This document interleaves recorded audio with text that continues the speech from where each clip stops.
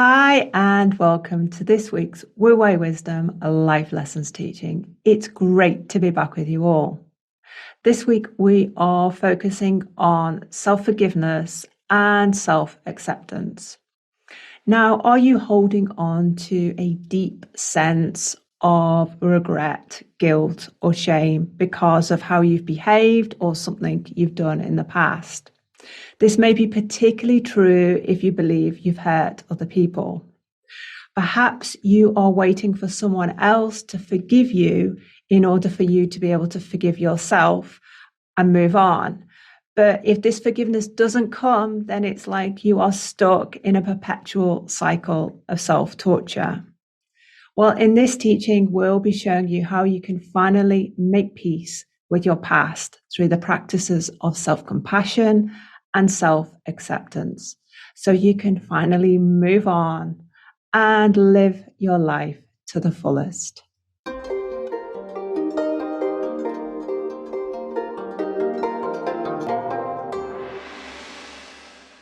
Okay, David, so why is it so difficult for us to forgive ourselves for stuff we've done in the past? I think this is an interesting teaching because it starts to let us focus on these words we use quite regularly without really looking at what we mean. The word like forgiveness. What do we mean about forgiving ourselves? And if you start to really concentrate on that concept, it's almost like one part of you is forgiving another part of you, or what part of you are you trying to forgive, and which part is higher and which part is lower. And this is why I really want to look at this word forgiveness, because it creates a separation and it creates a hierarchical kind of situation where either, as you said in the introduction, you may be waiting for someone to forgive you, or you may be considering whether you want to forgive someone else.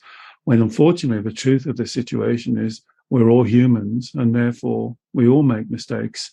No human can go through life without making a mistake or doing something they wish they hadn't have done. And if you're on this kind of forgiveness pendulum swinging up and down, waiting to forgive yourself or waiting for someone else to forgive you, then unfortunately in our model, that leads to the carousel of despair. You're just going round and around constantly in this circle of not being forgiven, looking for forgiveness, creating very strong emotions such as guilt, resentment, and this is what happens. But David, it's almost like if we know after the event, whether it's a week later, a month later, years later, decades later, that we've done something wrong, we've made a terrible mistake, we've hurt other people, we can't just ignore that. So surely the only option is to forgive ourselves. Well, I think a better option would be acceptance. So we have to accept that we made a mistake or we made a wrong move. And I would really encourage you then to concentrate on what were the reasons that you did that. There must have been some very strong forces for you to go against your true nature, your morals or your principles, what I call Shen. There must have been something very persuasive for you to go against those. And if you get caught into this forgiveness cycle, you really don't do the inner focusing on what happened and why it happened. As I try and say in all of these videos, Alex, it's very important. Not only what happened, be accountable for what happened, but I think probably more important, understand the reasons why. The why reason. Why did I make that mistake? Why did I do that? On a very superficial level as well, it's very important. If you have slighted or hurt or upset somebody or set something out of place, you should be accountable for that and go and tell the person, and apologize. But that to me is on a very superficial level, because how they take it and how they react is down to them. The most important thing for me is how you react, because there is a very important life lesson for you to learn there. And perhaps we can go into what those life lessons normally are that I come across with my clients. I think, David, a lot of people would say my ego, my inner child, is resisting the idea of just accepting, like it's just a bit of a get out of jail card, that I need to somehow, only through forgiveness will I finally clear the decks on what's happened. But is that like a misunderstanding that somehow self-acceptance is a weaker version of self-forgiveness? I think so, and I think you're right. It's the inner child is involved, or some people listening might want to prefer to call it your ego or your subconscious mind. I would prefer the label of the inner child, and perhaps we can develop why I think that label is more powerful. But you're absolutely right. The inner child, one of the things it loves doing is what we call CCJ, criticizing, comparing, and being judgmental. And here's the paradox.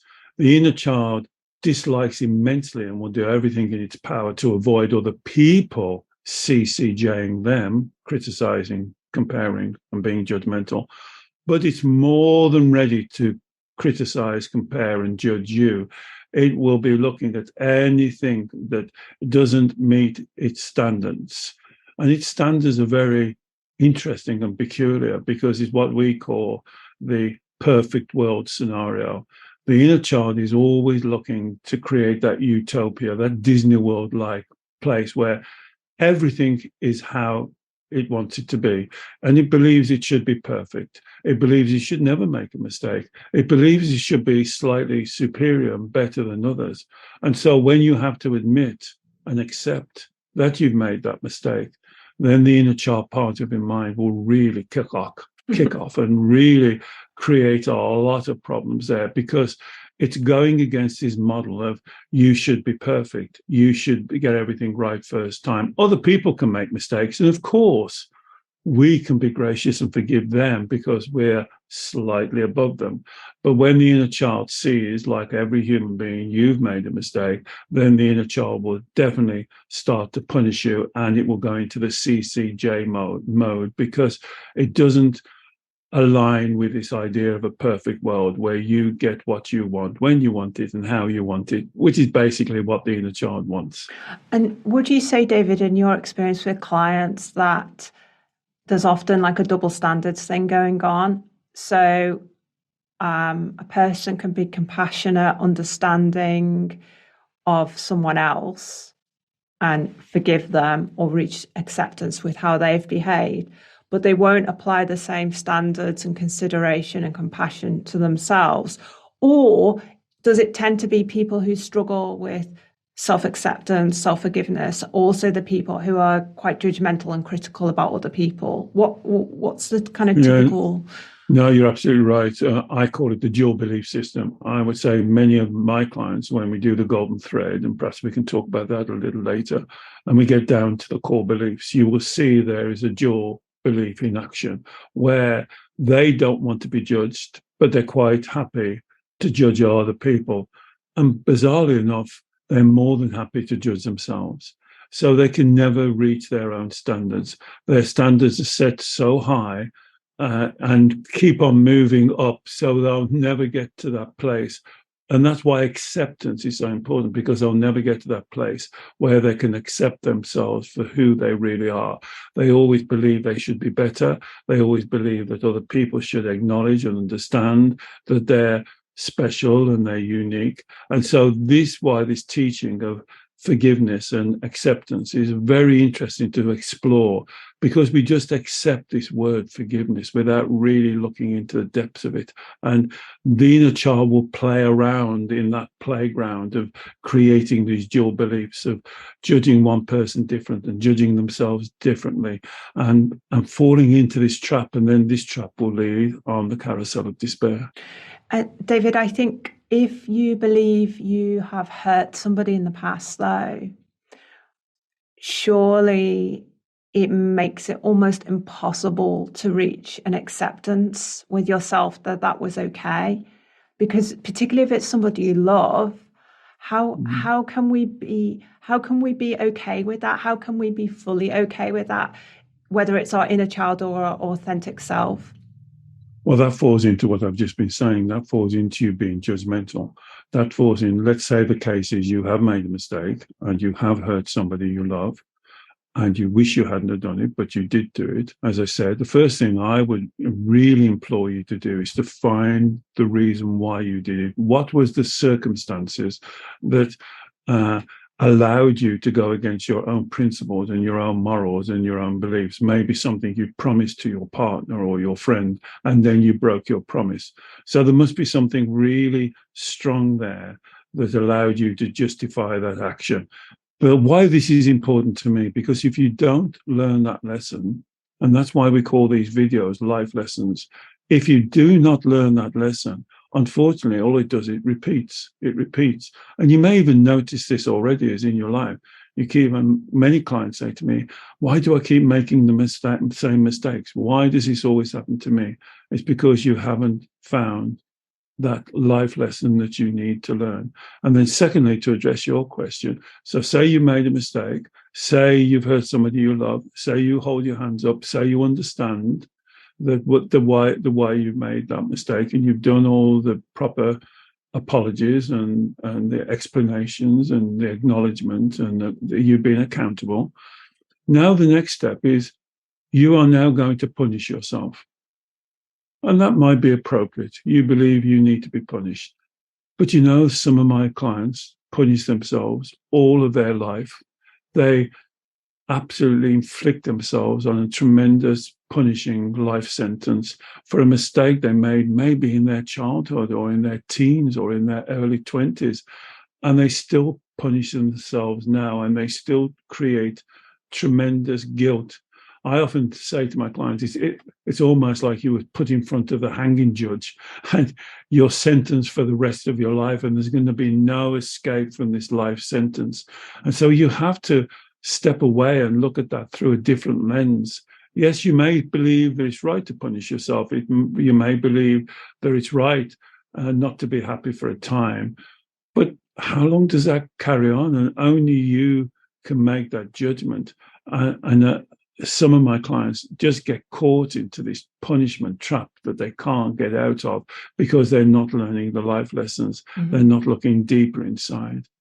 And what happens in the situation, David, whereby you are not able to apologize to the other person, whether they're just no longer in your life in some capacity, or, does that make it harder to reach a sense of peace?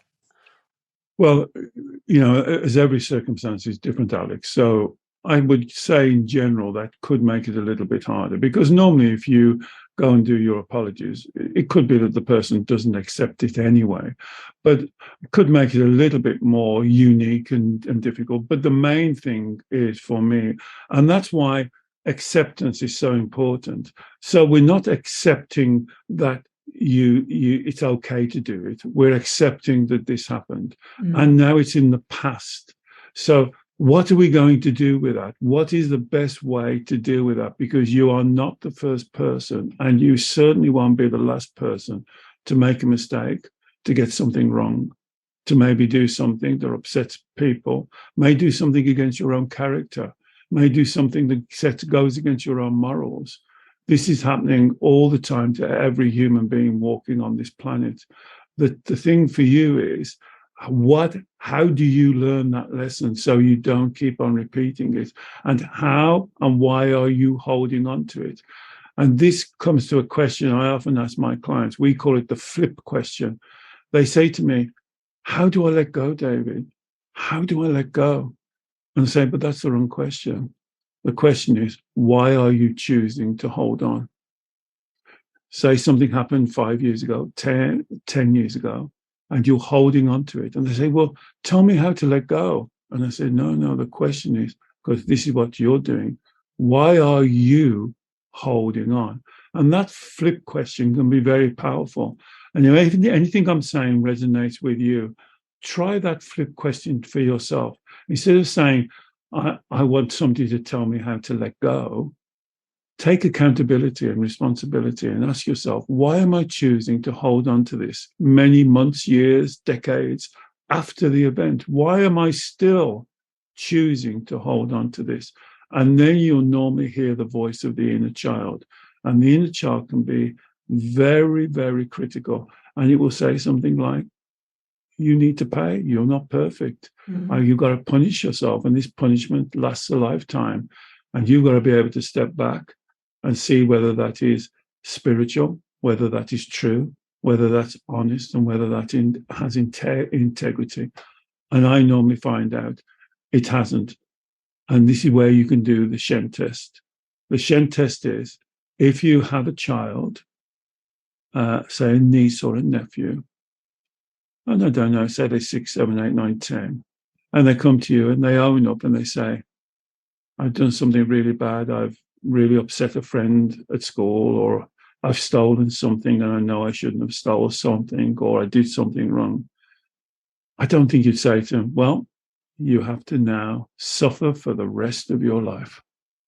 That is a life sentence. You would say to them, okay, let's now go and do the apologies, or let's go and tell somebody, let's put it right. Let's see if we can learn that lesson. And now you have to get on living, because that's what you have to do. Learn the lesson, get on with your life, because you punishing yourself and committing yourself to a life sentence is not going to change the event. It's not going to make it better. The event still happened. We have to accept that. But it doesn't help by you not living to your true potential and being able to learn that lesson so it never repeats again. And I think, David, a lot of people listening to that, the Shen test scenario you've given there, a lot of people would say, yeah, but I'm an adult. I'm not a child. I should have known better. But again, is that narrative coming from our inner child, again, our critical inner child? Yes, and that you're right, Alex. That's a good point, and they will say things like that. But that's why you ask the question: what did I do? What and why did I do it? Because you'll normally find, and I would say a high percentage, well over the 80%, would not be because you did this action or you made this mistake from a logical, calm thought process. You actually made this mistake because you were wrapped up in your emotions. You were acting and responding emotionally, not in your Shen state, not in that logic. So you have to understand this, because although you say, well, I was a grown up and I made this mistake, my question is, but did you make that mistake from a grown up perspective, or did you make that from an emotional inner child perception? And I would say the majority of my clients, a high majority, when we look at that, they make these errors, these misjudgments, going against their own principles and narratives. They make it from an emotional state. They base themselves in their emotions rather than basing themselves in their Shen. And just to explain for new listeners, when you say Shen state or Shen, what exactly do you mean by that? Well, I use the word Shen because if I would use the word spirituality, I think that has many connotations for many people. They might think I'm talking about a religious practice, or they might think I'm talking about angels or something else. But I'm talking about the spirituality of who you are.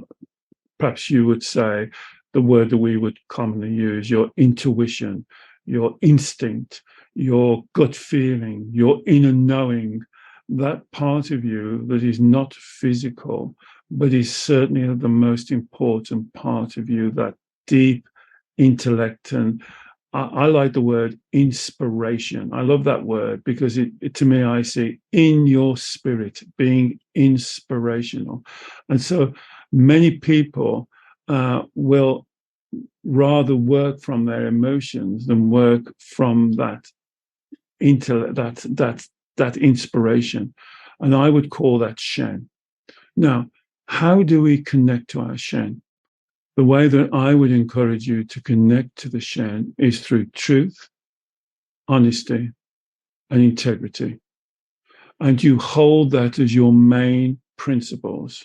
So in any situation, you run that situation through that filter of truth, honesty, and integrity.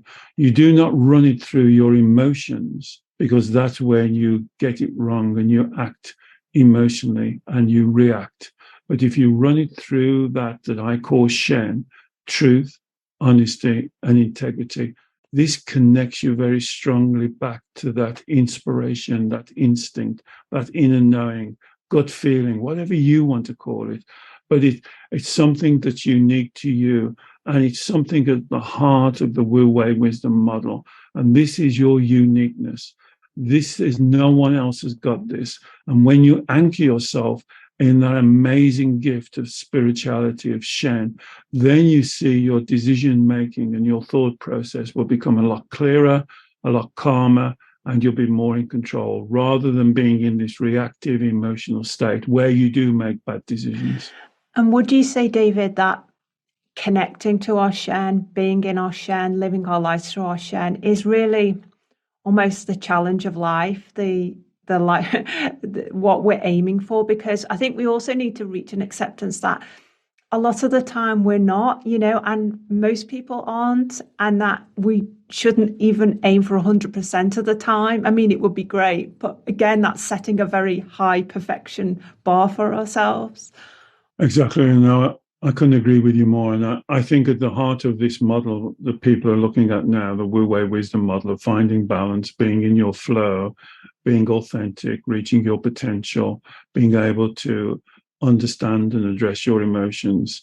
To me, the thing that singles it apart from other teachings is this idea of this Shen, this non-physical part of you. And I often say to my clients who are having difficulty in grasping what do I actually mean, I say something like, if you've got a child or somebody you really love, and I asked you to describe them to me, and maybe you tell me the color of their hair, how they walk, how tall they are, how they talk, the things they're interested in, and you describe them to me.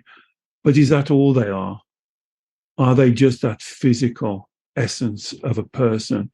And I think you'd agree, they know there's something there that you can't touch, you can't hold, that spirit of the person. And I don't want that spirit to get confused with religion. I want you to see that every person has this unique Shen spirit. And really, the more we connect to that, the more the decision making will be truer, you'll be authentic, the more you'll be in your flow, and the more you'll be able to reach your potential. The opposite to that is the inner child will bring in the emotional feelings. And what that actually is doing is very important because it's separating the you from your Shen. You're more connected to your emotions. And as I said earlier, we use what we call the golden thread. And the golden thread is very powerful to get down to that Shen because you start from an emotion. I'm scared. I would always say, change that word to I create a red light feeling. And then you can ask yourself, why do I create the red light feeling? What is the thought? What is the belief? Why am I doing this? And that self-inquiry that we've done many teachings on describing this will take you down right to where the inner child is creating this inner tension, pulling you away from your Shen. And what we do in these life lessons, the life lesson is really about connecting back to Shen, connecting back to your truth, honesty, and integrity, being at one with yourself, not doubting yourself, not punishing yourself, not giving yourself a life sentence of torture, of torment, because you made a mistake, albeit a bad mistake, albeit a terrible mistake. But I don't think you deserve a life sentence of torture for making a mistake based on an emotion that you wasn't controlling. And I think you've got to be able to turn that around, because if you don't, what happens is you continue to make all the same mistakes. And I'm wondering, David, the golden thread process technique that you work with all your clients. So in this example, the red light emotion at the surface level is going to be regret, guilt, or shame.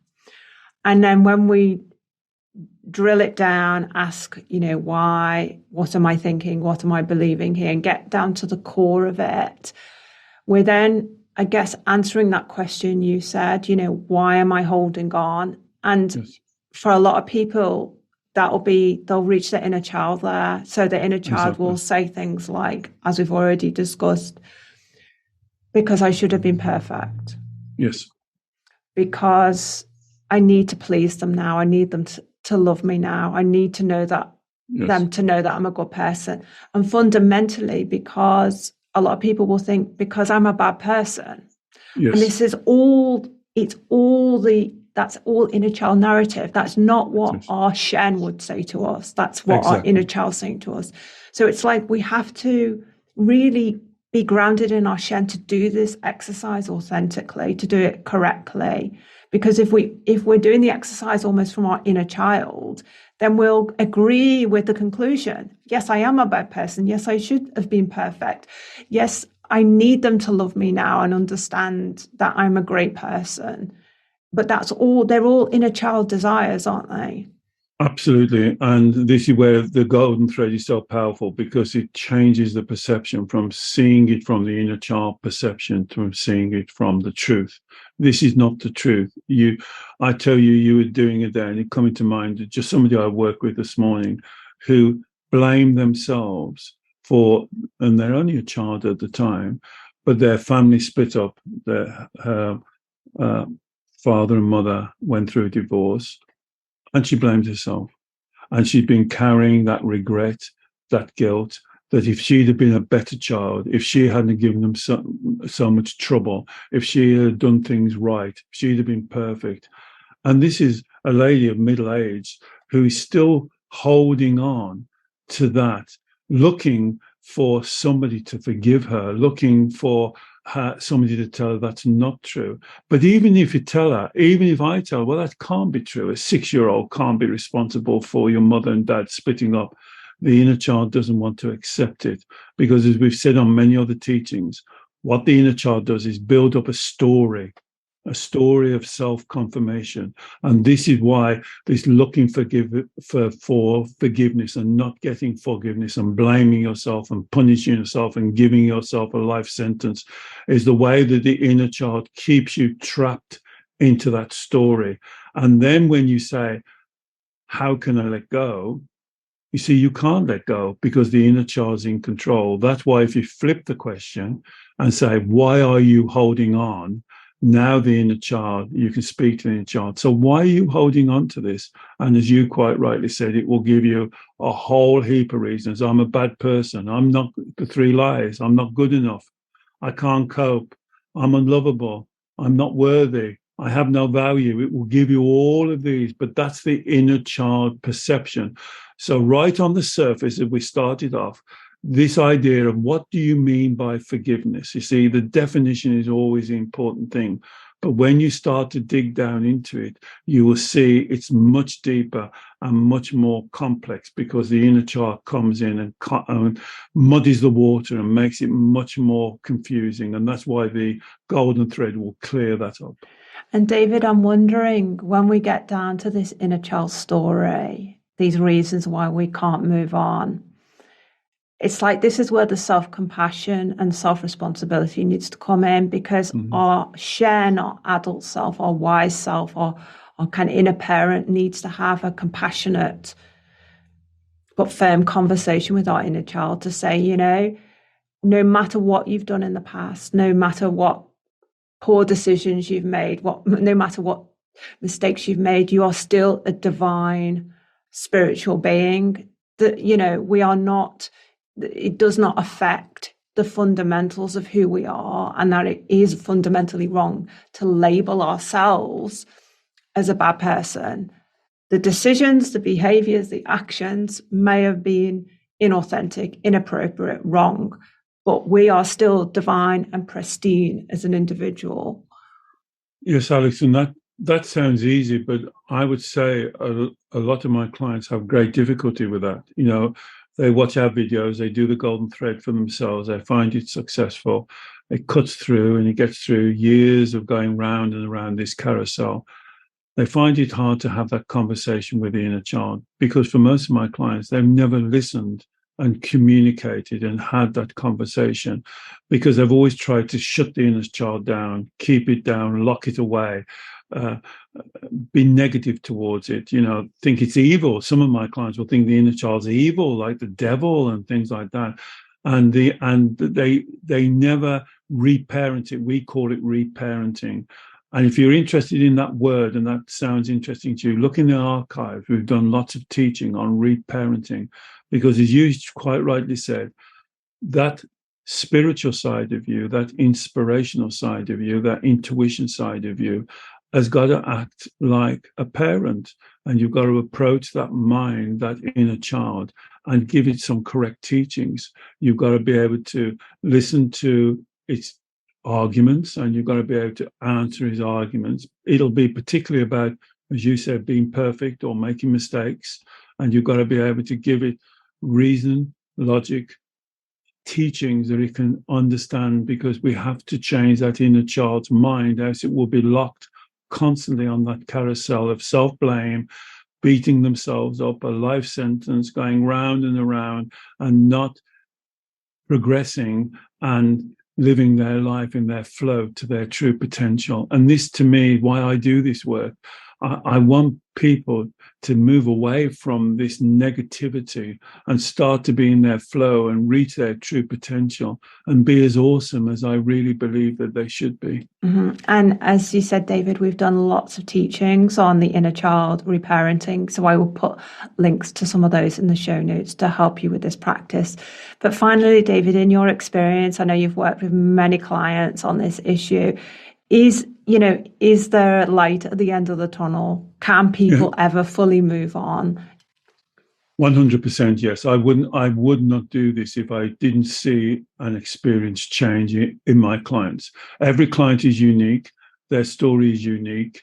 You have to listen to the inner child. But one thing I say, for those of you who come this far and can start to identify that inner child, that's stuck either on this forgiveness, not being accepting, blaming themselves, beating themselves up, beating you up, criticizing you, the CCJing and all of this stuff.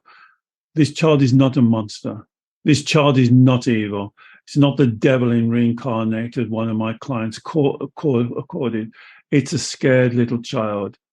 And she or he is about 6, 7, 8, 9, stuck with this very restrictive way of looking at the world, very black, white, yes, no, right, wrong, good, bad. And it's stuck in this forgiveness, acceptance, got to be perfect, can't make a mistake, going to be judged if I make a mistake. And they just need some help. And really that's what the inner child work is about, is to get down to that child, listen to that child, and give it some really calm, solid help. Hold the child's hand. This is how I see it a lot of the time. It's like if I was doing the inner child work with you, it would be like we have big Alex and David, and we're talking to little Alex, and you're on one side holding the child's hand, and I'm on the other side, and we're just gently leading it out of this dark place into the sunlight. Because really, the inner child wants to go and play. It doesn't want to be laden down with all of this negativity. It's a child. It wants to go and run in the fields and see the sun and enjoy themselves. And that's really what this work is about. It's about freedom. And that's why this forgiveness and acceptance, if you don't do it right, it keeps you locked in that prison. And we want you to move out of that prison. Wonderful, David. Well, I really hope this teaching has helped you and inspired you to know that you can make a huge difference in your life. Please let us know if you'd enjoyed the teaching, and perhaps share it with someone else who you think may also benefit. If you're interested in working one-to-one with David on any of the issues we've talked about today, David works by Zoom video call with clients all over the world, and I will put links in the show notes to learn more about David's sessions. And finally, please don't forget to subscribe to our YouTube channel. We produce new teachings every week, and we would love to share your journey with you. Bye-bye.